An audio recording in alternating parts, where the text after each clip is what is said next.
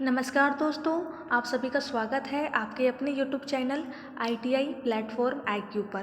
पिछली क्लास में मैंने आपको माइक्रोमीटर के लीस्ट काउंट के बारे में बताया था कि माइक्रोमीटर का लीस्ट काउंट क्या होता है और कैसे इसे निकाला जाता है। आज पढ़ने वाले हैं रीडिंग को लेकर के कि माइक्रोमीटर से रीडिंग कैसे निकाली जाती है। तो आइए स्टार्ट करते हैं अपनी आज की क्लास। तो चलिए उस पेज पर चलते हैं। देखिए ये सब मैं आपको बता चुकी हूँ क्या है क्या नहीं है। अगर आपने पिछला वीडियो नहीं देखा है तो जाकर के देख लीजिएगा, बहुत ही ज़्यादा इम्पोर्टेंट है। मैं उन सब वीडियोज़ का लिंक इस वीडियो के डिस्क्रिप्शन में डाल दूँगी। ठीक है फ्रेंड्स, देखिए ये था लीस्ट काउंट। क्या था? 0.01 मिलीमीटर। ये मैं आपको पिछले क्लास में बताई थी। आज जानेंगे रीडिंग को लेकर के। देखिए रीडिंग, सबसे पहले रीडिंग होता क्या है इसे जान लेते हैं। तो यहाँ देखिएगा, ये एक माइक्रोमीटर है ना। और इस माइक्रोमीटर के बीच में एक जॉब को फिक्स कर दिया गया है। ये इसका फ्रेम वाला पार्ट है। इसे स्पिंडल बोलते हैं, इसे एनविल बोलते हैं, इसे बैरल बोलते हैं, इसे थिम्बल बोलते हैं, इसे बोलते हैं रैचेट स्टॉप और इसे बोलते हैं लॉक नट। ठीक है फ्रेंड्स, तो रीडिंग क्या होता है? जब हम किसी भी जॉब का मेजरमेंट निकालते हैं माइक्रोमीटर के द्वारा तो वही उसकी रीडिंग कहलाती है। ठीक है, यानी कि हम जब किसी भी जॉब का मापन करेंगे ना तो वही उसकी रीडिंग होती है। तो ये बात हो गई रीडिंग के बारे में कि रीडिंग क्या होता है। अब बात करते हैं, आपको दिखाई दे रहा होगा कि ये स्पिंडल है और ये एनविल है ना। ये स्पिंडल वाला पार्ट हो गया और ये आपका एनविल वाला पार्ट हो गया। क्लियर है? इसके बीच में क्या है, एक जॉब को फिक्स किया गया है। तो देखिएगा, जॉब का ये सरफेस और जॉब का ये सरफेस क्या है, स्पिंडल और एनविल के कांटेक्ट में है, उसके टच में है। इसीलिए स्पिंडल के इस फेस को और एनविल के इस फेस को कहते हैं मेजरिंग फेस कहते हैं। क्या कहते हैं? Measuring face. बहुत इंपॉर्टेंट है, पूछ लेगा एग्जाम में कि बताइए मेजरिंग फेस किसका होता है। तो स्पिंडल का होता है और एनविल का होता है। ठीक है, मेजरिंग फेस। तो हमेशा क्या करते हैं, जॉब को एनविल और स्पिंडल के बीच में फिक्स किया जाता है। तो यहाँ देखिएगा, मुझे क्या करना है, मुझे इस जॉब का मेजरमेंट निकालना है। तो मैंने सिंपली माइक्रोमीटर में इस जॉब को फिक्स कर दिया। किसके द्वारा? रैचेट स्टॉप के द्वारा फिक्स कर दिया। फिक्स करने के बाद आपको पता होगा, मैंने आपको बताया था पिछले क्लास में कि ये बैरल है, ये थिम्बल है। ठीक है, बैरल में और थिम्बल में क्या होते हैं, डिविजन्स बने होते हैं, एक स्केल बना होता है।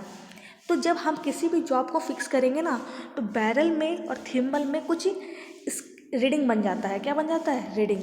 तो यहाँ देखिए, यहाँ पर क्या है, कुछ इस प्रकार से रीडिंग बन गई। क्या है? कुछ इस प्रकार से रीडिंग बन गई। अब मुझे क्या करना है, इसका मेजरमेंट निकालना है। ठीक है, यानी कि जॉब का मेजरमेंट निकालना है। तो जॉब का मेजरमेंट निकालने के लिए एक फॉर्मूला होता है। फॉर्मूला क्या होता है? फॉर्मूला ये है आपका, बहुत इंपॉर्टेंट है, कॉपी में नोट कर लीजिएगा। Reading equal to MHD plus SHD plus thimble into least count.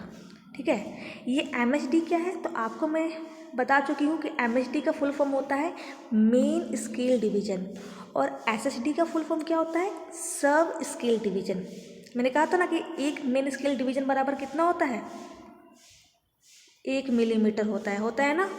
और एक सब स्केल डिवीजन बराबर 0.5 मिलीमीटर होता है। ठीक है, सब बताइए, अगर नहीं देखा है तो जाकर के देख लीजिएगा। ठीक है, तो ये फॉर्मूला हो गया। अब देखिए यहाँ पर निकालते हैं रीडिंग इक्वल टू, पहला क्या था आपका, मेन स्केल डिवीजन। तो यहाँ देखना कि मेन स्केल डिवीजन कितना है। तो देखिए यहाँ पर आपको 0 दिखाई दे रहा है ना। देखिए 0 है, 1 2 3, 0 है, 1 2 3 4 5 है, 6 7। तो मेन स्केल डिवीजन कितना आ गया आपका, 7 आ गया ना। प्लस सब स्केल डिवीजन, तो यहाँ ध्यान दीजिएगा, इसे मैं रफ करती हूँ एक बार। देखिए आपका मेन स्केल डिवीजन तो 7 आ गया, लेकिन क्या है, आपको दिख रहे सब स्केल डिवीज़न। तो क्या करते हैं, जब भी हम लोग मेन स्केल डिवीज़न लेते हैं तो मेन स्केल डिवीज़न लेने के बाद अगर हमें सब स्केल डिवीज़न दिखाई दे, ठीक है, तो हम सब स्केल डिवीज़न का मान लेते हैं। लेकिन अगर ना दिखाई दे तो हम उसके जगह पर 0 लेते हैं। ठीक है फ्रेंड्स, तो देखिए यहाँ पर मेरा मेन स्केल डिवीज़न कितना आया, 7 आया। ठीक है, 7 लेने के बाद मुझे कोई सब स्केल डिवीज़न दिखाई नहीं दे रहा है, नहीं दे रहा है ना। देखो ये 7 है, इसके पहले तक हमारा सब स्केल डिवीज़न है, लेकिन इसके बाद कोई सब स्केल डिवीज़न नहीं है। तो हम क्या करेंगे, reading equal to main scale division 7 हो गया, प्लस सब स्केल डिवीज़न दिखाई नहीं दे रहा है तो इसकी जगह पे 0, प्लस थिम्बल। आपको देखना कि थिम्बल कितना है। तो देखिएगा ये थिम्बल का पार्ट है, मैंने कहा था ना थिम्बल का पार्ट होता है। तो आपको देखना है कि थिम्बल का कौन सा डिवीज़न, ध्यान से सुनिएगा, थिम्बल का कौन सा डिवीज़न इस बेस लाइन के साथ कोइंसाइड कर रहा है, इस बेस लाइन के साथ कोइंसाइड कर रहा है। तो देखिए ये 15 हो गया, ये 14 वाला पार्ट है, 14 वाला पार्ट है, ये क्या कर रहा है, इसके बेस लाइन के साथ कोइंसाइड कर रहा है ना। तो आपका हो गया थिम्बल 14 इंटू क्या था, लीस्ट काउंट। तो लीस्ट काउंट कितना होता है, 0.01। इसे कैलकुलेट करेंगे, आपका नॉर्मली आंसर आ जाएगा 7 प्लस 14 को 1 से मल्टीप्लाई करेंगे तो 14 आएगा। 2 अंक के बाद डेसिमल है, 2 अंक के बाद डेसिमल लगा दिया। ठीक है, तो आंसर कितना आ गया आपका, 7.14 मिलीमीटर। ठीक है, तो इस तरह से रीडिंग निकालते हैं। आई होप आपको समझ में आ गया होगा।